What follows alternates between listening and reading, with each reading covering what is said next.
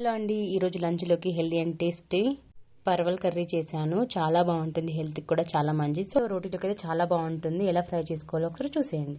So first అయితే వాటిని peel చేసుకొని మంచిగా వాష్ చేసేసుకొని ఇలానే చిన్న చిన్న ముక్కలుగా కట్ చేసుకుందాం ఫస్ట్. లేదు అంటే మనకు నచ్చిన షేప్లో కూడా కట్ చేసుకోవచ్చు.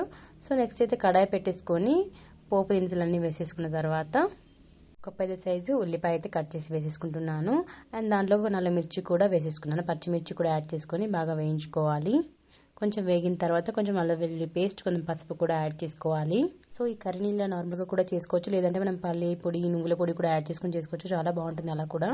సో ఆనియన్స్ అండ్ మిర్చి వేగిన తర్వాత ఆ ముక్కలను అయితే అందులో యాడ్ చేసుకొని వీటిని కూడా ఒక 10 or 20 minutes వరకు బాగా ఫ్రై చేసుకోవాలి ఫస్ట్.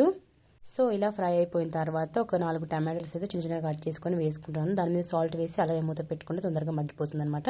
సో ఇలా మగ్గిన తర్వాత కొంచెం ధనియా పౌడర్, గరం మసాలా యాడ్ ఆఫ్ చేసుకొని రోటీలో పెట్టుకుని తింటే చాలా బాగుంటుంది. నచ్చితే సబ్స్క్రైబ్ చేసుకోవడం మర్చిపోకండి.